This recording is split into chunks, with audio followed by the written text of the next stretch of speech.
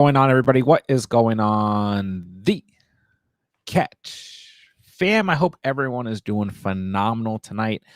Hope you guys have had a fantastic Friday, and I hope you guys are ready for another live 2024 fantasy football mock draft here at the Catch with you guys.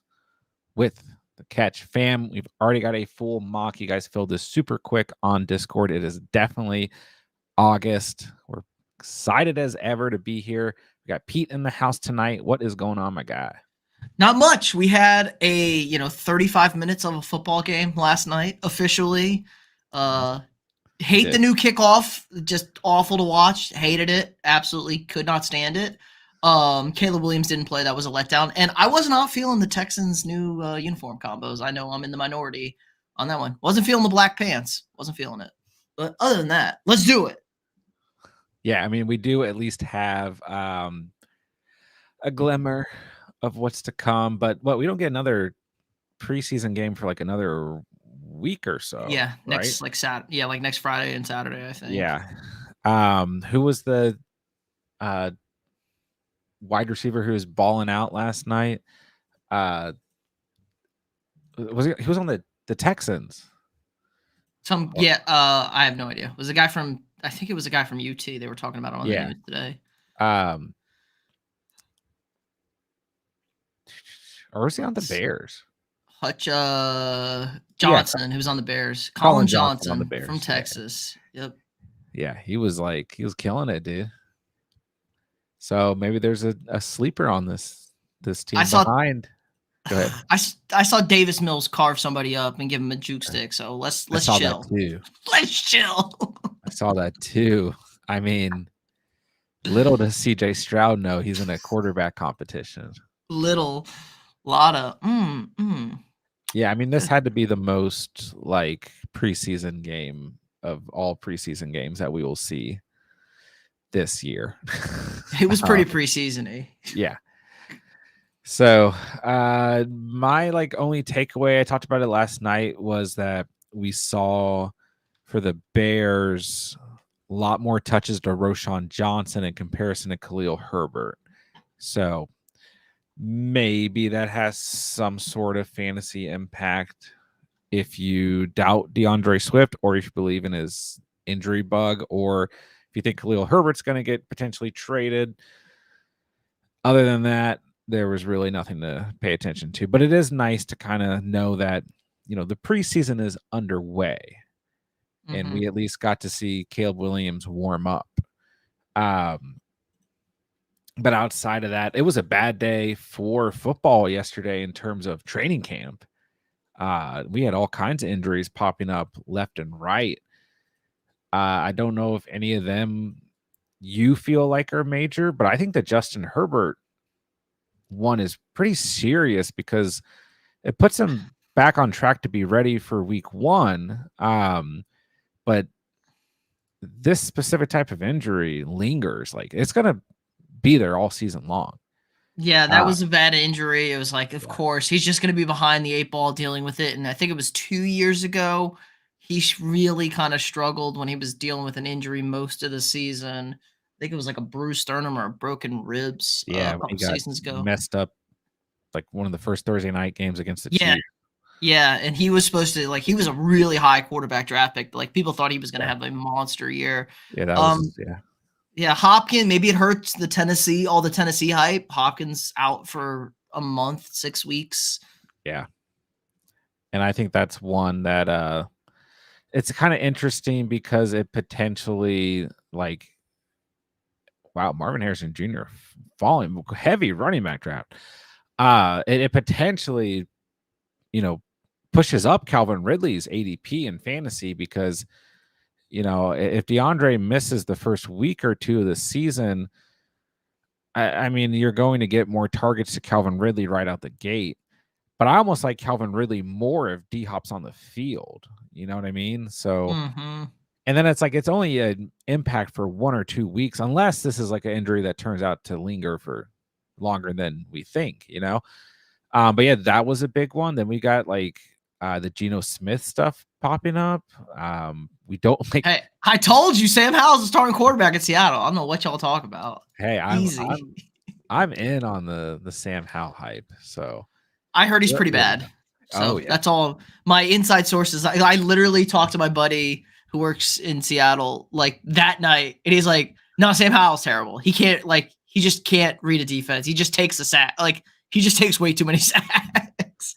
I'm excited to. But here's the thing, right? Is like he wasn't at practice today. He underwent testing on injuries to both the hip and the knee, which is interesting. But I read that they're coming back clean, so it's possible he'll be back next week. Like it's not even anywhere guaranteed that he's going to miss any time, but it's just kind of like pops up, and then people are now a little bit more hesitant potentially on like where they're drafting Metcalf or Lockett or JSN. But I don't know if we want to read too much into this, even as a Sam Howell like hype train. It's kind of like one of those things though. It's like you never want to see your quarterback pick up an injury in camp. Just it's going to linger, or it's going to nag him. Yeah. All season. And quarterbacks, they take a beat. Yeah. And you want your assumed starting quarterback, like you're saying, out there with the first team as much and as soon as possible for sure. Especially in a new offense. New kind of whatever. And then we've got on top of that a groin injury to Josh Jacobs. So I've seen in some the snipe. That's a great pick, right? I saw that he was on there. I was like, ooh, that's tasty. Snipe. It's okay. I'll take James Cook here. It's a heavy running back draft. Yeah. So I've seen Marshawn Lloyd go up a round or so in like underdog drafts. Some people starting to chase him, and then we have like one or two injuries that are keeping Joe Mixon out of practice.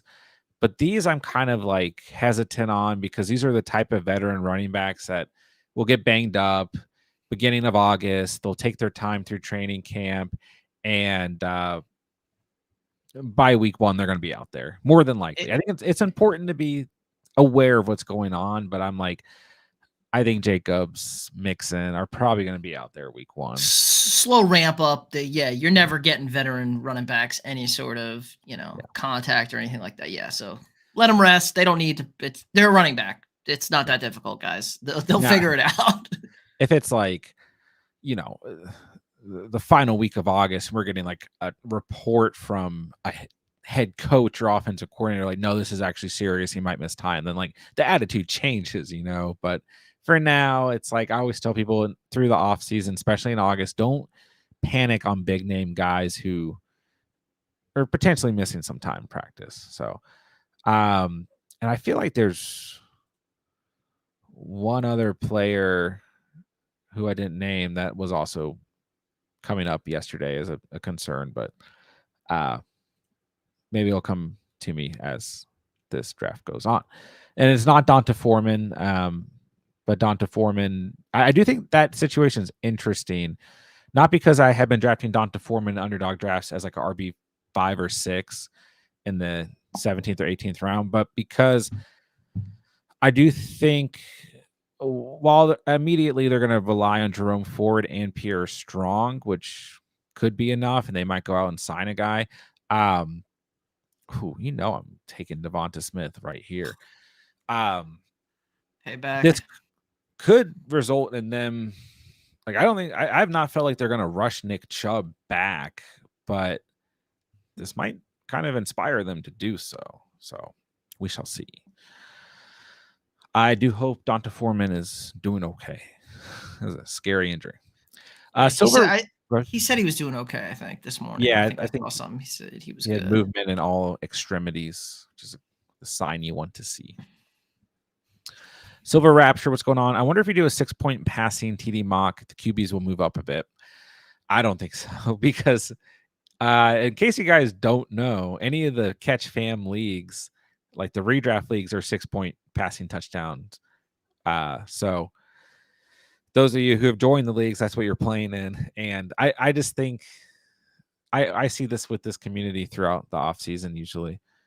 Some people might start to second week, third week of August, but I think as long as the quarterbacks are going in order, that's what we're looking for, because we've got Allen at the 4.8 so far, and that's it. 2 tight ends through the first 4 rounds. But this community just likes running backs, wide receivers. I don't blame them. Dom, what's going on? Good to see everyone in the chat.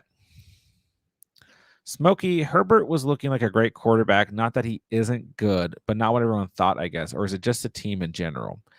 I mean, it's kind of a combination of things, like Pete was saying, the year that after kind of his what would be his assumed like breakout, like he'd already kind of broken out from how good he was his rookie season, but what was supposed to be the year like he was really I don't know the words I'm looking for. Gonna light it up. He was gonna light it up.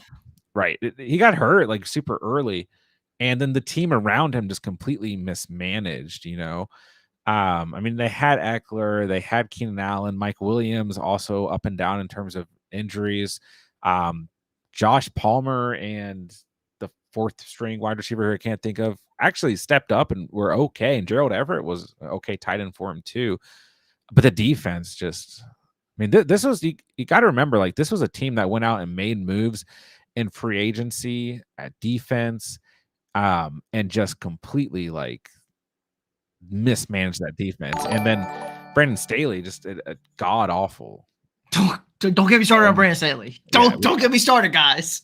I knew that was going to trigger Pete, but it's like I think it's a combination of things here. And then now I've been really interested going into this year too with Herbert, because it's like he's going into a new offensive scheme under Harbaugh that is not a pass first scheme. So like, how does that impact Herbert? I mean, it might be good, don't get me wrong, especially when we look at this depth chart at the moment, but it's like, how does that impact him as, a quarterback who's supposed to go out there and be able to throw down the field and light it up? I also think like the Chargers went from, the year that they lost the playoff game to the Jaguars, right? Like they really went from, and I guess the previous season too, they went from a team that was like, we might be a couple pieces away from going to the Super Bowl to they're going to be happy if they win 8 or 9 games this year. I mean, they're kind of in a rebuild, so to speak, other than the fact that they've signed Herbert. So I don't think he's like should be looked at in any lesser light than like a guy like Trevor Lawrence. Like if you believe in Trevor Lawrence and the Jags, signing him, that's also been a team that has he's been hurt and has at times been mismanaged in his career too. So I think Herbert will be fine. It's just a combination of things out of his control around him. But yeah, I mean, go back to those stats his rookie season, like passing wise, they were incredible. And then he saw all kinds of poise as well. So the intangibles, I think, are still there for sure. Andrea, hello. Emil, what's going on? Good to see you. Thoughts on Cade Stover? Is he worth a bench spot? In Dynasty, he's definitely worth a taxi squad spot. I've got him on the taxi squad in like 2 leagues, I believe. Cade Stover, I think, could be a guy if Dalton Schultz gets hurt, which, cross my fingers, he does not, because I have a lot of shares of him. Underdog. I think Cade Stover could be the next guy up for sure. He's definitely talented enough. He's a guy, if he went to a different team where there wasn't a tight end 1 in front of him, who could like be someone who breaks through in training camp and start. So I think he was one of the better tight end prospects coming out of this draft. Just it kind of depended on where he landed, what type of opportunity he ended up with. So I would say absolutely in Dynasty, yeah. But I think he might be better on the taxi squad as opposed to the bench. Chase, what's going on? Do you think it's bad to have in your starting lineup a wide receiver and tight end from the same team like Laporta and Amon-Ra? No, don't overthink it. Like if they're ballers, they're starters, don't overthink it. Don't pass on them in your draft if that's who's coming to you. Like no, like Mark Andrews, Zay Flowers, Kelsey, one of the Kansas City Chiefs wide receivers, Laporta, Amon-Ra, McBride, MH Jr. Like, no, I'm not worried about about these. Wide receiver, tight ends, okay. Like, that's an okay. Like, wide receiver, running back, like, your first two, a little scary. Like, if you go Puka and Kyron in the first round, I'd be pretty scared. Yeah. But no. Especially on good teams. And once again, it's like you just can't overlook the value. Like, if Puka's the best wide receiver in the first, and then your plan is to go running back in the second, and like let's say you took Puka at the 1-8 tonight, like Bray did, and Andrea doesn't take Kyron, and you have Kyron over Etienne, Henry, and A-Shane, then sometimes you just don't want to pass on it. That's the best player available, but you do have to be prepared for kind of like what Pete's alluding to. Like, if that offense has a down week, then presumably those guys will have down weeks, but it's just tough to say. But yeah, I mean, you look at like the target share that Laporta and Amon-Ra are going to get. No, you're fine. Why did he take Amon-Ra over Lamb? I mean, I don't personally have a problem taking Amon-Ra over Lamb. I think as we move through August, you're going to see more variety at the 1-2, especially the longer Lamb does not have a new contract. But I think you can see Hill, Lamb, Amon-Ra, JJ, and Chase. And I think from time to time, you're going to see Bijan or Breece Hall there too.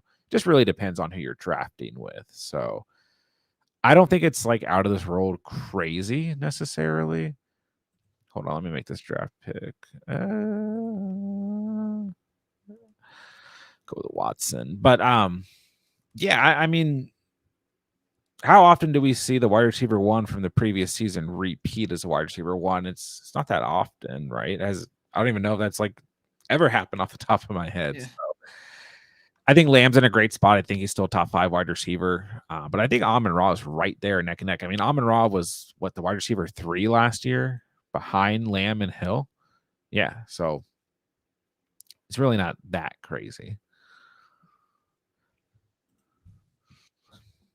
Chubb won't be getting a heavy workload until week 12. Nice stash if nobody else available. So, yeah, I put out a video today about players that I'm avoiding at ADP. And like for me, I just rather draft Ford and get the immediate value. But if your plan is to draft Nick Chubb and just throw him on your IR, like I understand that. But yeah, they're not going to rush Chubb back, I don't think, even with Foreman hurt, and even once he's ready. Like, this is a franchise caliber player that suffered a gruesome injury. They're not going to like throw him right out there, especially if Ford is getting it done, which I think he's going to. All right, we got a super chat from Chase. Thank you, Chase. What a guy. Who is your favorite wide receiver from the 2-3 turn? So, chat, let us know who you guys like in this range as well. But I've really warmed up. Beginning of the offseason, I was a little like bamboozled by the 2-3 turn at wide receiver. Then I had so many underdog drafts from the 1.1 to the 1.4. Then Pete and I, when we were doing random mock drafts, we kept getting like early draft picks as well. And I really warmed up to that spot. Just give me Eckler here. Damn, sniped. Sorry. Sniped. Well, that's what you get for sniping White from me. Yeah, fair. But I think this is a really good range for wide receiver. Sometimes you see Nico Collins fall back there or Brandon Ayuk. I'd take either of those guys for sure. But even then, I think you just have a good amount of options. Adams fell tonight. I don't like Adams, Ayuk, Collins are the least likely to fall, but sometimes they fall. Olave as well. Like if any of those 4 guys are there, I'm taking them. But Mike Evans, Deebo Samuel, Jalen Waddle, DJ Moore, Michael Pittman. And I think Devonta Smith should be much closer to that range. And sometimes he is, depending on who you're drafting with. But any of those guys I'm okay with. I think Metcalf's okay. I think Kupp is okay. And in Underdog, you'll see those players more close to that draft position. But yeah, I think you have a great I'm going to say the guys that you can rely on being there are Mike Evans, Deebo Samuel, and Jalen Waddle, as well as DJ Moore. And I would take any of those guys in a heartbeat. I think they're all set for great consistent season. Whether they're playing as a wide receiver 1 or 2, I think they're fine. So I really warmed up to that range of wide receiver. And it just depends on the draft. Like, we're starting to see Pacheco go in the second, which hurts my heart a little.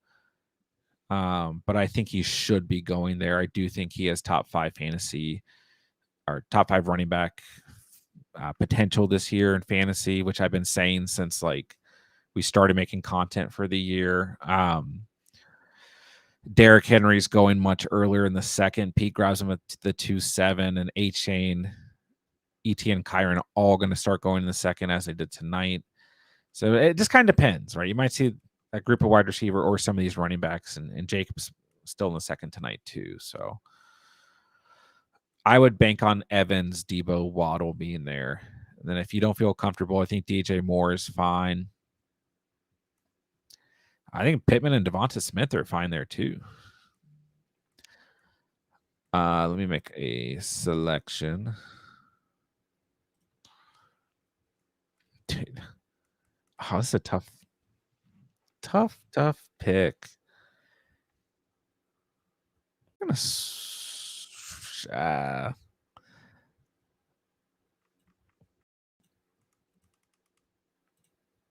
we're gonna switch it up tonight. Why not? Give me A-Rich here.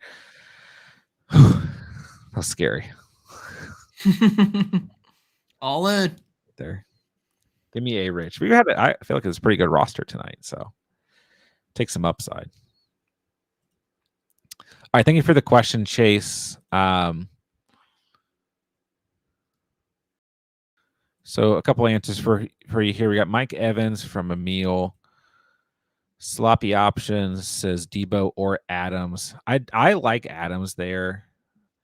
If you can get Adams there, I think you have to take him. You know, I might not like Adams like mid-second, for example. But if Adams is there, I think I still take him. MH Jr. able to carry the wide receiver 1 spot if I went McCaffrey at 2. Yeah, I just don't know that he's going to fall that far back. But I think he can draft Marvin Harrison Jr. as a wide receiver 1. He'll get the volume as long as he's healthy. Yeah.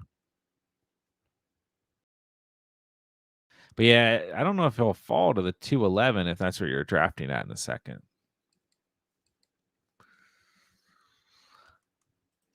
B-Rob is Commander's RB1 anyway. We'll find out. Might be Eckler season. I just like Eckler as like an RB4. Still 1,000 yards from scrimmage last year. Double digits in PPR in 8 of the 14 games he played in. I mean, it was a drop off from what we are used to seeing, but I'm still good with him.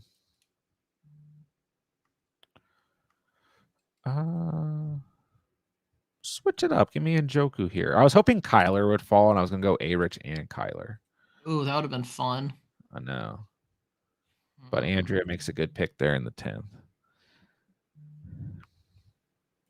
Albert, good to see you. How we doing? So D-Hop is out 4 to 6 weeks, and the season is 5 weeks away. Yeah. Puts him about slight overreaction going on. Yeah. Puts him about a week or so out. And I've seen him, like, his ADP has been kind of all over the place. I mean, yeah, if you're getting him as a wide receiver 5, like, I'm okay with that, you know, because that was kind of where I stood anyways, was like, if you're going to, I'm going to change this pick. Hold on, cats. Because Kuda left us. Kuda, where'd you go? But I don't think realistically Burrow's going there. Sorry if you wanted Corum, cats.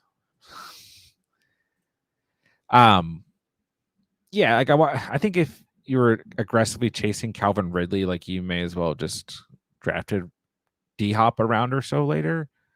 I mean, maybe there's more upside with Ridley, but look at the stats last year. Believe it or not, Ridley's stats are almost like identical to DeAndre Hopkins' stats, at least in terms of receiving yards and receiving touchdowns. But yeah, it's really easy to overreact to injury the first week of August because we just have not been used to seeing players get injured. And I'm changing this pick again. Keep it realistic. We haven't had players really getting injured because the training camp has been going on, and now we've been drafting based off of no injuries. Now we have injuries popping up, and it will impact your fantasy brain, just like when we see a player like Xavier Worthy make a big catch or Garrett Wilson make a big catch in practice. It also impacts our fantasy brains. All right, I'm going to back up Richardson here with Figured you would. J-Lo over. I'm going to be a Prescott hater tonight. Ooh. Are you worried about Justin Herbert's injury? Yes and no. It's just this is the type of injury that, like, if you step on your foot wrong, it's re-aggravated right away, and then it's a type of injury that just can linger for like a whole year. Like, and that's the problem. Like, if Justin Herbert didn't have to play football this year, it'd be a different story. But like, he does. And like, he's going to be playing through this injury, whether we know it or not, all season long. I won't be surprised if because right now they're saying he's going to be in a walking boot for 2 weeks. I won't be surprised if he does, like, kind of like what we saw with Burrow last offseason, where Burrow just didn't practice all offseason.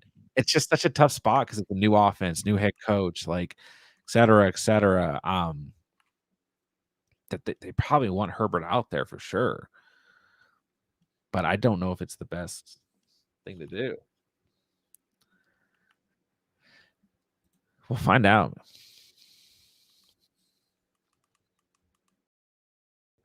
All right, I'm probably, I don't know what I'm going to do to end this draft. I'm trying to switch it up over here. Pray, I will do team reviews once the mock draft is over. Okay. Hold your horses. He's excited. He likes his team. Pray's always excited. Guys, I have several spots open in the Catch Fam redraft leagues, $20 buy-in, full PPR, the exact format that we're drafting for right now. 1 quarterback, 2 running backs, 2 wide receivers, tight end, 2 flex spots, 5 bench spots. We need to fill League 4, and that might be the final league that I do for the year. The auction league, the annual auction league, $20 buy-in. I have 2 spots open, and I might have a spot opening in our annual Superflex league as well. Let me know if you guys want in. Best way to get in is to just message me on Discord. That is actually what I prefer that you do. I'm throwing Hawkinson on the IR. Okay. I was not looking to do that this week, so you're good. God, I hate all this. I have a kind of a light wide receiver team, which I never have. Mixon has yet to be at a full practice with the Texans. Kind of nervous about his hammy. Yeah, so like I said, I think it's important to not overreact to veterans, running backs, wide receivers this time of year who are hurt. But I am more concerned about Mixon because from what I've read, he has an aggravated calf, quad, and hamstring, which is like pretty major, But then I've also read he's on track to start practicing sooner rather than later, I mean, he is age 28. The crazy thing about Mixon is in years he's been healthy since his rookie season, he's been a top 15 running back every year. Actually, to be frank, a top 13 running back. The top 3 year or past 3 years, he's been a top 10 running back. So, we see him kind of slide behind Rachaad White, Cook, and Kamara tonight. I think you will see that, but I think with him being tied to the Texans offense, and when you break things down the past couple of years, I don't think you're going to see him go past beginning of the 4th round. But yeah, I mean, I'm kind of with you, Taylor. I'm more nervous about Mixon than maybe Josh Jacobs right now, who just has a groin injury. Yeah, I don't care. All right, I gotta pick my final wide receiver. You know, I'll just double dip here. Just give me Dontavion Wicks.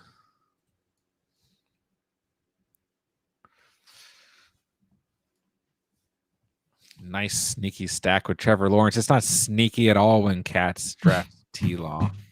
Always. He got sniped last week, so let him have it this week.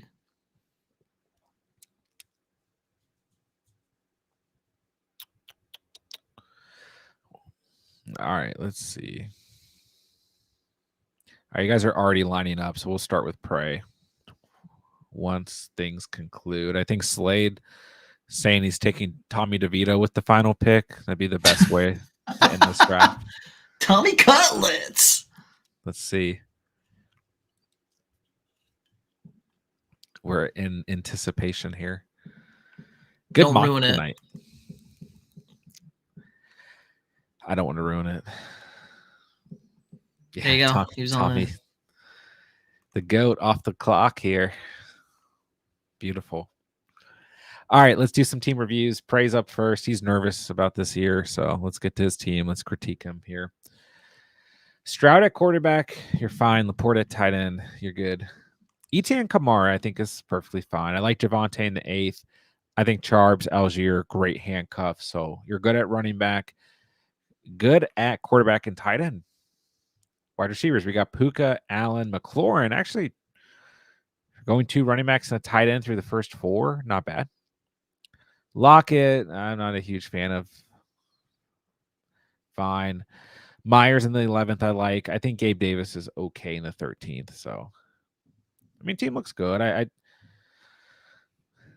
I am typically trying to get more depth at wide receiver earlier on, but I'm not going to knock you too much here. I mean, you got Stroud, Laporta, Etienne, Kamara, Puka, Keenan Allen, McLaurin, and then Myers or Lockett in the flex or Javonte in the flex. So I think it's a pretty good team, actually. It's kind of missing like that one piece of upside, but I think overall head to toe, it's a good team. And like you're set at quarterback and tight end. Good RB1, good RB2. It's a good team. All right, Cats. Oh, and I'm doing this again where I'm on the wrong screen. Sorry. Okay, Cats at the 1.2. T-Law, say no more. You got the GOAT. McBride, you're good there. Pacheco, Warren, Spears, Dowdle, Pierce. Pretty good for basically going hero running back. St. Brown, Olave. I think Olave is a great value there. Kirk, Deontay, nice. Brian Thomas Jr., Josh Downs. Pretty solid. I'm starting to really like Josh Downs at his ADP. So starting T-Law, McBride, Pacheco, Warren. Can rotate Spears and Dowdle maybe in there. St. Brown, Olave, Kirk, Deontay. For full PPR, I'd be pretty happy with this team. Good bench. Solid. We'll take it. All right, Taylor at the 1.5. Josh Allen, Kyle Pitts, say no more. Kind of another hero running back build here. A-Chain, Najee, Chuba, Chandler, Roshan. Wide receivers, you got J.J. Waddle, Higgins. Nice. Coleman, D-Hop, Leggett. Kind of worry about RB2 potentially. Like, what is Najee's true upside? I love Chuba in the 10th, though. Chandler's okay. Like, you really need one of these 2 rookie wide receivers to hit, but I think this team would be fine. I mean, you're starting Allen, Pitts, A-Chain, Najee, J.J. Waddle, Higgins, really nice, and then you're just flexing whoever's stepping up here, whether it's D-Hop when he's healthy or Coleman. But I think like Leggett, Coleman could have growing pains, but maybe down the stretch could be nice. So good enough. Play the waiver wire at running back. Yeah, fine. Slade. A goated quarterback room here. Aaron Rodgers. I was told Daniel Jones is the man. Yeah. It's Danny Dimes for a reason. Rodgers and DeVito.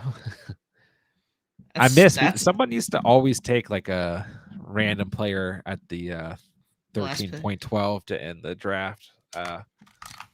So I like that tradition coming back here.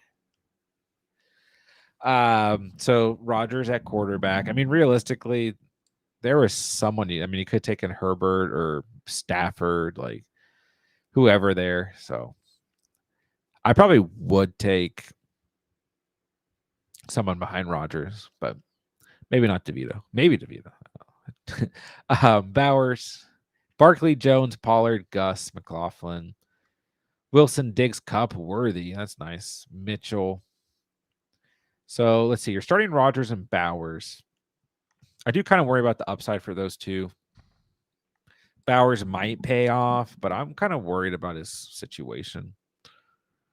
Rodgers, I think, is going to be fine, but I still don't think he's going to be a quarterback that has a ton of upside this year. But I think these guys could get you through for sure.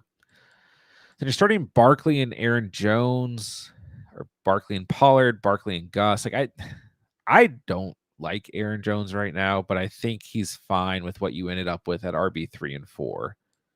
McLaughlin's fine on the bench. Then you're starting Garrett Wilson, Diggs, Cup, and Worthy, which is really nice. I'm not a big fan of Mitchell at his ADP. I'd rather get Josh Downs if I'm buying into that offense. I like Myers more. I think I like Cooks more, and even like Dotson. But that's your guy. That's fine. Starting Rodgers, Bowers, Barkley, Jones, Wilson, Diggs, Cup, Worthy. Good running back depth. I think it's fine. I mean, the wide receivers could be like just huge here. So, see. All right, Dom's at the 1-1 tonight. We got Lamar, Schultz, and Freiermuth. You're good there. See Mac Jacobs, Mostert, Jalen Wright. I think it's fine to kind of just try and lock up the Miami backfield here if A-Chain does get hurt. There wasn't really anything super intriguing for your RB4 left, so I guess that's fine. Adams, Pickens, Cooper's nice for going double RB to start. Sutton was a good value. Dobbs a good value. I kept passing on Dobbs just because I had Watson, and then I still took Wicks anyways. I think Judy's good in the 12, so this is a solid team. Starting Lamar and Schultz, C-Mac Jacobs, Adams, Pickens, Cooper, flexing Mostert, flexing Sutton, flexing Dobbs. You got all kinds of options. Good team. It's really what you want is just to go into the season with the most potential flexible players behind your starting roster. All right, Andrew from the 110 got a great value on Goddard and Kyler Murray. Fine there. Breece Hall, Kyron Williams could be like a crazy 1-2 punch. Then I think Ramondre's a really nice value where you got him in the 6. Then 2 just kind of handcuffs to end there. 1 with his RB1, a little banged up, and then 1 who is actually banged up. DJ Moore, Malik Neighbors, Jaden Reed, JSN, JMO, and Mooney. It's an interesting wide receiver room. I'm still taking Devonta Smith, Tank Dell, Zay Flowers, Christian Kirk, George Pickens, Mari Cooper, and T. Higgins. Probably Rashee Rice or Hollywood Brown over Malik Neighbors. I'm a Neighbors hater. Are a Neighbors hater. I know. I'm more comfortable seeing Neighbors at the 4-3 range than I was when he was going like in the 3rd round. So I think let's see here. You're starting Kyler, Goddard, Hall, Kyron. Then let's say you don't start Neighbors, starting DJ Moore, Jaden Reed, JSN, JMO. You're still in a good spot. So I think like this is still a fine team to have Neighbors on. Just kind of depends on who you draft around him. But yeah, I think this is still an intriguing wide receiver room. Mooney's fine in the 13th. Solid team. It's I feel like a lot of people aren't really going double hero running back. So it's interesting to see. I mean, Reverse does the same thing, who didn't ask for team review, but just quickly, he's got Purdy, Kittle, Gibbs, Taylor, Swift, Brooks. I mean, it's a nice RB room, and then still ends up with Pittman, Metcalf, Godwin, Palmer, Polk, Dotson, Bateman. So starting Purdy, Kittle, Gibbs, Taylor, Pittman, Metcalf, Godwin. then let's say you're flexing the GOAT DeAndre Swift, and then plenty of depth at wide receiver. So I feel like at the turn there to start, it's just really tempting, especially Andrew getting that great value on Brees Hall. It's really tempting to not go with a Barkley, JT, or Kyron right there. So we'll see.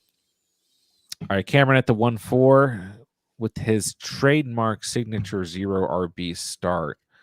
We got Hertz, Kincaid, beautiful. Hill, Collins, Debo, Flowers, also really nice. Shaheed and Cooks, great values. Moss, Chase Brown, Singletary, Ray Davis, not Gabe, and Gibson. So yeah, I mean, this is your strat. We're starting Hertz, Kincaid, Zach Moss, or Chase Brown, and then Singletary. I feel like you end up with those same running backs a lot too. Then Hill, Collins, Debo, Flowers. I mean, I'm not going to knock it. You got depth at wide receiver on the bench. You get a breakout season from Ray Davis. You're probably in a good spot. Yeah, I'm not going to knock it. Mostert or Pollard? I prefer Mostert personally, but I could see why you like Pollard. Man, that blind ranking I did where I put Pollard over Kamara, I got like crucified. Did you really? Oh gosh, dude, on every platform. And I don't remember if I ranked Kamara first or Pollard first, but I think Kamara was like second. I think Pollard was first and Kamara was second or third. Yeah, and which retrospectively, I definitely have Kamara ahead of Pollard. But I think it was just the way that it was starting to shape out. I just wanted to put Kamara lower to see how the rest of the list would turn out, and that was definitely a mistake. But Pollard was definitely first on that list. Yeah.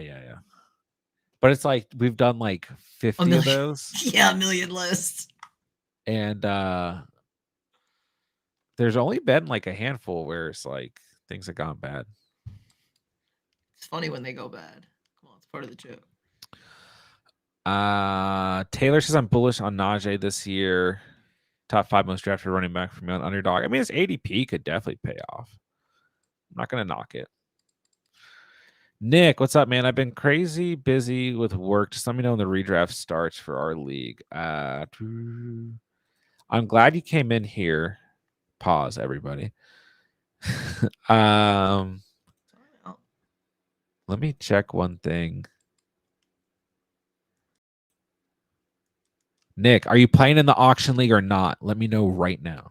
Because I removed you from the league yesterday. But if you want back in the auction league, I'll send you an invite on Discord right now. And I'll send you an invite to the redraft league as well. And LeBron's brain, if you're out there, I need to know if you're in the Superflex League again this year. What's up, Disbanded Brotherhood? All right, let's roast Pete's team and my team. Pete, what we do? How we feeling before I look at it? Kind of like I'm okay. Nothing special. Burrow in the 11th. Solid. Fergie in the 9th. Nice. If Fergie wasn't your pick, I probably would have selected. Yeah, that's why I took him. Yeah. It's good value, man. Henry White, Monty, Benson, Vidal. Solid. Chase Dell, Ridley, Adunze. Curtis Samuel, Mike Williams. Good enough. Starting Burrow, Fergie, Henry White, Chase Dell, Ridley. Probably flexing the Dunze. Could flex Curtis Samuel. Got some rookie handcuffs for down the stretch.